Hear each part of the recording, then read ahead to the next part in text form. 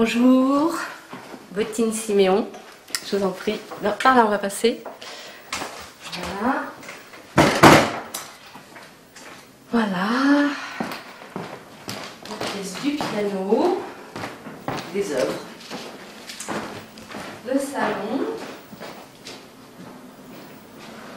Il est parti le monsieur? Il est où? Ah non, voilà. Mon époux au travail. Bonjour. Le salon. D'autres œuvres. Le maître. Voilà.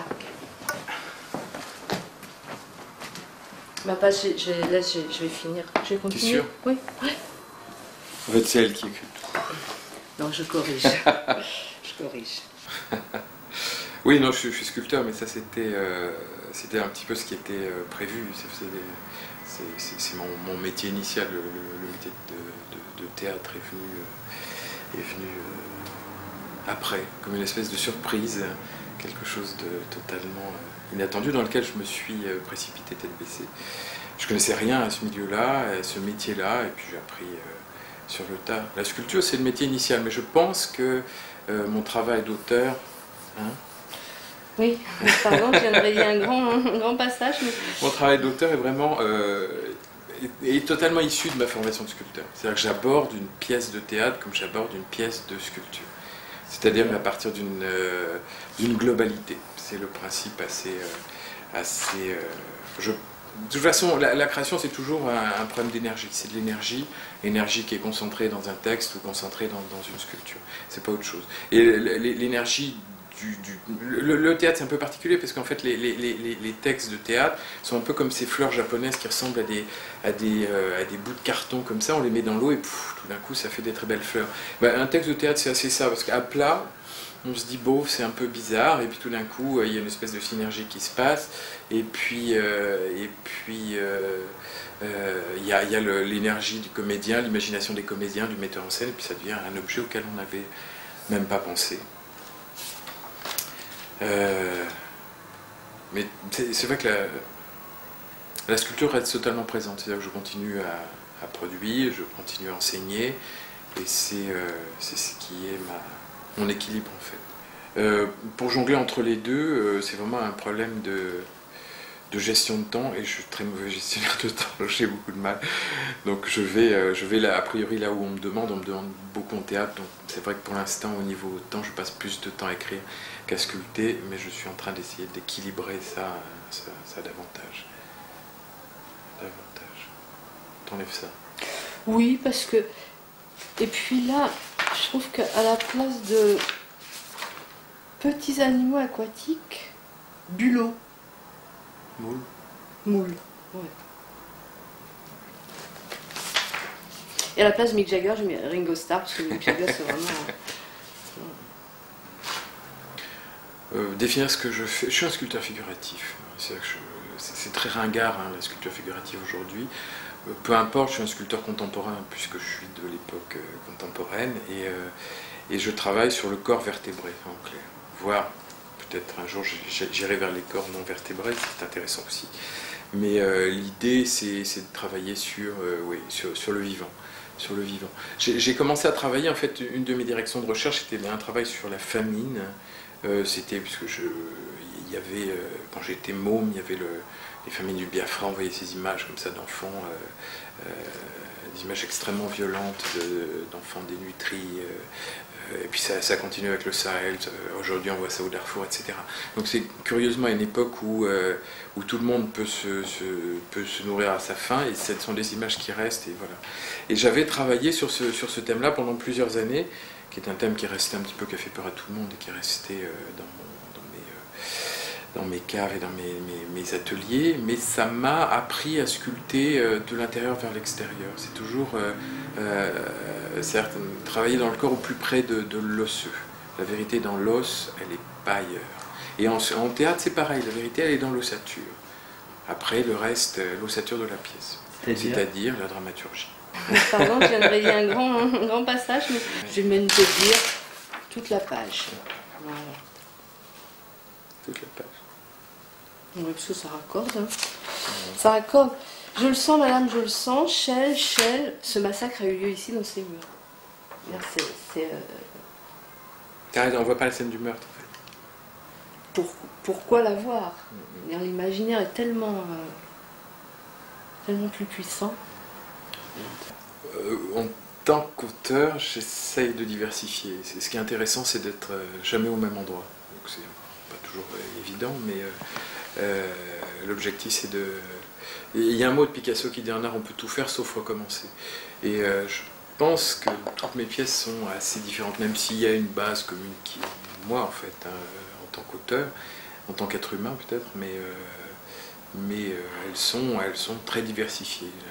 Je suis un peu chiant là, non? C'est un peu... Un jour, Jean-Luc m'a demandé, il voulait faire un cabaret, et ça m'intéressait doublement parce que j'avais très envie de travailler avec Jean-Luc, parce que je savais quel metteur en scène il était, et j'avais très envie de travailler avec un compositeur. Donc il m'a présenté Patrick Laviosa, et voilà, ça a été une belle rencontre. Non-bruit à la place de silence.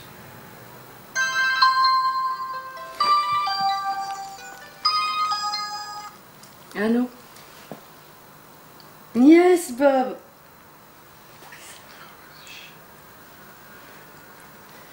No, I'm so sorry. I'm so... Yes.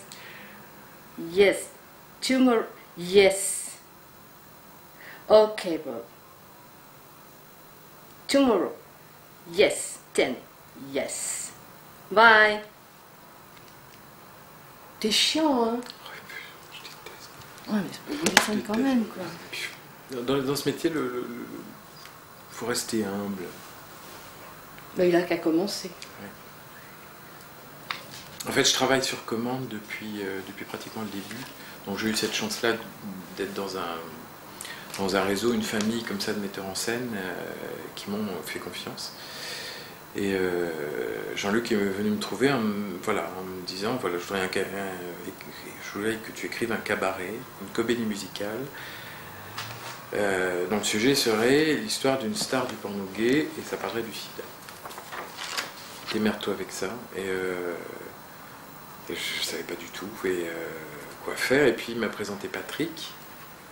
Il m'a présenté Patrick Laviosa, Alexandre Bonstein, Sinan Bertrand, Denis D'Arcangelo. J'ai été les voir chanter. Et je me suis dit... et puis Jérôme Pradon est arrivé après dans l'aventure. Et je me suis dit, je passe pas à côté de gens comme ça. Ils étaient capables de faire des trucs incroyables. Je les avais vus dans Créature, je les ai vus dans Zapping, j'ai vu Denis dans Madame Raymonde.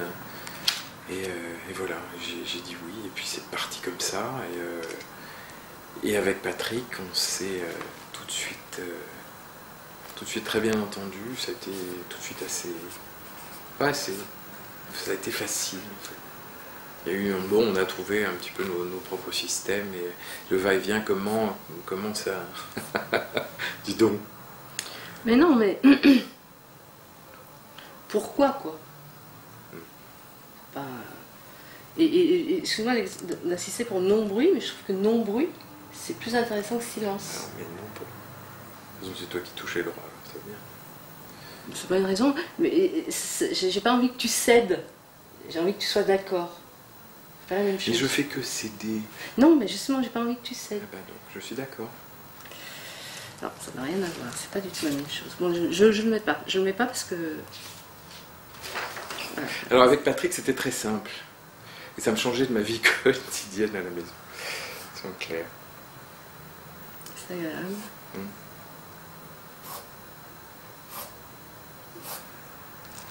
Non, j'écris sur une demande de metteur en scène ou pour des comédiens. Ça change pas grand-chose. J'essaie d'être le plus neutre possible. Enfin, si ça change, parce que quand c'est pour certains comédiens, c'est vrai que ça va orienter l'écriture. Absolument. Et ça va l'enrichir aussi. C'est pas uniquement ce que je vois des comédiens, c'est ce que j'imagine qu'ils sont capables de faire. Voire éventuellement, peut-être à l'opposé de ce qu'ils font. Tester comme ça, c'est un jeu. Non, c'est un texto. Ah, je vais pas jouer pendant que tu parles. Je dis à Bob que tu le rappelles demain. Non, je ne rappellerai pas Bob Wilson.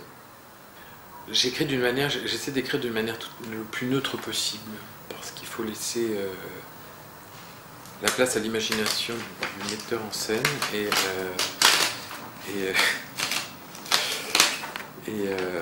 c'est une vraie synergie. Ça t'amuse? Ça m'amuse. Parce que je m'en fous, je le remettrai.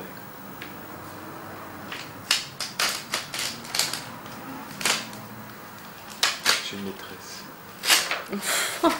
Je sais. Tu peux habiter avec Patrick Laviosa si tu veux. Il veut pas. Je le comprends. Ah, Patrick. Enfin bon, Patrick et moi, c'était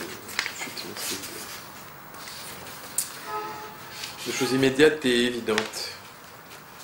Comme nous au début. Oui. Oui. Je lui souhaite autant de chance. C'est un work in progress, c'est-à-dire que ça change, ça évolue tout le temps. C'est toujours en travail, c'est toujours jusqu'à la première. Moi, je suis toujours très attentif aux accidents potentiels, aux choses qui peuvent arriver. Voilà, c'est jamais fini. Ce qui fait que c'est fini, c'est qu'on passe à autre chose. En fait, l'art commence au moment où on abandonne l'œuvre. Sinon, c'est vraiment du... Voilà, ça revient, on y revient, on revient dessus. Le Cabaret des Hommes Perdus, c'est peut-être une des choses qui m'a demandé le plus de travail. Sous cette apparente facilité, comme ça, simplicité, c'était très compliqué. Enfin, compliqué, c'est venu non, finalement, assez simple. Au début, on cherche, on tâtonne. Le plus difficile dans ce métier, on peut dire ce qu'on veut, c'est d'inventer une histoire. Alors, il y a des magnifiques romanciers qui font ça, Finger and the Nose, mais voilà, d'inventer une histoire qui se tienne, ça c'est une bonne histoire, on ne la lâche pas. C'est tout l'intérêt, toute la difficulté de l'enjeu. Le danger du système, c'est de figer la façon de créer un système, d'être intéressant que dans la mesure où on le remet systématiquement en cause. Jamais refaire la même chose. Ça, c'est quelque chose auquel je tiens absolument. Parce qu'on peut être piégé par... D'ailleurs, il y a quelque chose qui est assez curieux.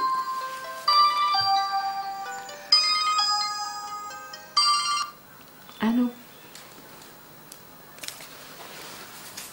Oui, Patrice. Non, je peux pas vous le passer, je suis désolée. Non, tu déconnes pas. Attends. Non, je peux pas vous le passer parce qu'il est occupé. Mais j'y crois pas. Ça va lui faire tellement plaisir.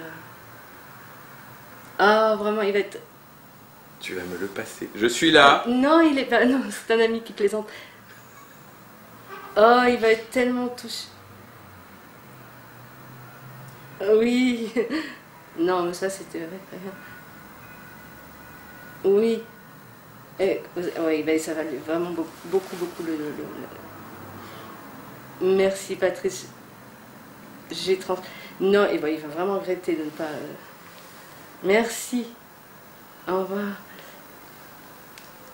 Alors, Patrice, si tu vois ce bonus, appelle-moi un jour. Elle a beaucoup aimé. Ah. Il tenait à te le dire. C'est qui? Chéro. Le Cabaret des Hommes Perdus, c'est un cabaret. Donc j'écris ça sur le système du cabaret. C'est une suite de numéros avec une chanson par numéro. Mais chaque numéro faisant, mis bout à bout, faisant une véritable histoire d'un personnage central. Dicté hier.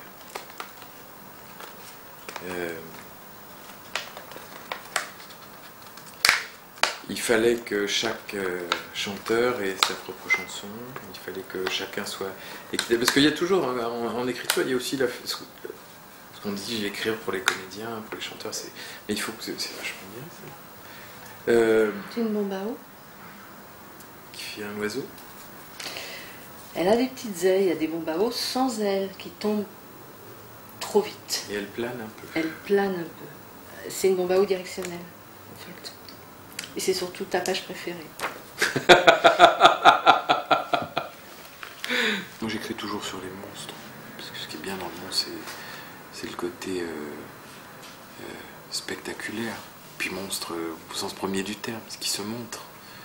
On n'est pas là, enfin j'ai pas envie moi d'écrire le petit quotidien des gens, passe-moi le café, et puis des choses psychologiques. Je suis pas un auteur psychologique, je suis pas un auteur cérébral, je suis un auteur un peu trash, et voilà, et j'aime bien ce qui saigne, j'aime bien ce qui fait rire aussi, parce que le rire permet toutes les licences, c'est rire pour mieux troubler, pour mieux, on prend le spectateur, on le chope, parce qu'on se chope en même temps, parce que je suis très spectateur après de ce qui se passe, mais on le chope, on le bascule, on le fait rire pour mieux le faire pleurer, toujours en utilisant des ruptures comme ça, des choses au moment où il rit le plus, pof, on va le glacer sur un truc, ou au moment où il va être mort de rire, enfin, ou au moment où il va être bouleversé, on va balancer quelque chose de très très cruel et très drôle, et voilà, et on est au spectacle pour être comme dans un shaker, pour vivre plein d'émotions comme ça différentes et très concentrées comme ça, pof pof. On sort, il faudrait sortir lessivé. Moi, ce qui me plaît dans l'art, c'est ce qui vous prend au col et puis qui vous colle au mur. C'est violent, une œuvre, je pense. L'art doit voilà, je me méfie de l'art du bonheur et de l'argentie. C'est très antinomique. Le monde est cruel, donc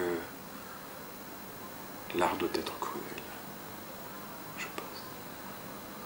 Moi, un détail qui est un gag, mais il y a eu plein de choses comme ça sur le cabaret. Je ne vais pas commencer parce qu'il y en a pour des heures, mais par exemple, la chose qui me fait le plus rire dans la mise en scène de Jean-Luc du Cabaret des Hommes Perdus, c'est la prothèse en strass.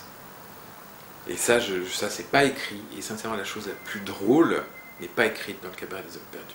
Je rentre dans le César, et quand j'ai vu la première fois Denis D'Arcangelo descendre son escalier étincelant avec une prothèse couverte de diamants, j'ai cru mourir de rire. Mais c'est un cadeau. Ça, c'est un cadeau. Et ça, c'est pas écrit. Et souvent, il y a des choses que j'adore qui ne sont pas écrites.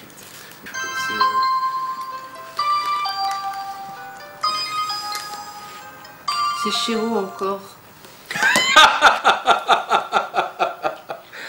Je vis un cauchemar. Non, je suis un fan absolu des séries. Les séries, c'est pour un auteur incroyable d'avoir les moyens comme ça de développer des histoires sur des périodes longues comme ça, d'avoir la possibilité de travailler l'imagination. Mais toutes les séries qu'on peut voir sont des... on a le meilleur des scénaristes américains qui ont été formés à la dramaturgie dans les facultés américaines. Ah ça, je suis... Non, t'es d'accord. Voilà, qui se mettent ensemble. Un sujet sur lequel voilà. on s'entend, c'est les séries. Absolument, vraiment, les séries, c'est... Et ce sont chef-d'œuvre sur chef-d'œuvre, avec une espèce de légèreté, d'efficacité, de cruauté. Parce que les Américains, on peut dire ce qu'on veut, ils sont très très forts là-dedans. Et ils osent des choses que nous, avec toute notre espèce de vieille arrogance, on n'ose pas faire, on ne se donne pas les moyens ici, alors que là-bas, ils osent tout. Quand quelqu'un va arriver comme ça en disant voilà, je vous propose une série sur une famille qui tient un magasin de pompes funèbres, on vous rirait au nez ici. Là-bas, ça fait Six Feet Under et c'est 5 saisons de bonheur absolu. Ah ouais. On ose...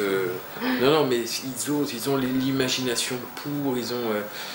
Voilà, je suis très très admiratif, et même les auteurs de théâtre, parce que Dieu sait que l'écriture de théâtre peut être autre chose, mais même l'écriture de théâtre, quand on voit ce que fait Tony Kushner, qui prend une de ses pièces de théâtre et qui fait Angels in America, une série sur 2 saisons avec Al Pacino, avec Meryl Streep, c'est à la fois une série qui est totalement géniale, totalement bouleversante, incroyablement jouée, et pourtant la langue est théâtrale et pourtant ça marche. Donc ils osent des choses que, voilà, nous, je sais pas, une espèce de ronron de choses, on standardise, on fait pas confiance. La solution, c'est l'imagination. Il n'y a pas autre chose, c'est l'énergie et l'imagination.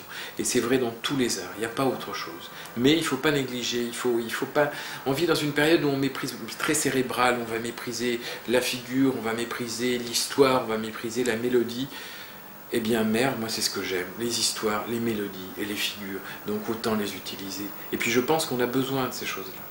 On en a viscéralement besoin. L'homme a besoin d'histoire. Oui, ça c'est vraiment... c'est le sujet sur lequel on... Oui, c'est pour ça qu'on reste ensemble. Oui, Heureusement qu'il y a les séries. On passe des soirées entières à regarder les séries. On les sait par cœur. On les rejoue. Main dans la main. C'est bête, mais on les rejoue. Lesquels par exemple? Oh, on a joué Six Feet Under avec Hassan. Il fait toujours le même Il fait un rôle, peu la mais- gueule, mais il a Et un peu bousculé hier soir. qu'est-ce qu'on a joué? On joue Will and Grace. On joue les 4 personnages. On joue Weeds. On joue The Shield, On joue très The Shield, violent, oui. très Ah violent, oui, très oui. bien. Mais ça nous. Mais c'est drôle. Friends, j'ai aimé longtemps Friends. Mais on a fini par trouver ça un peu désuet, quoi. Un peu... Ouais. Il nous fallait des trucs un peu plus musclés quand même.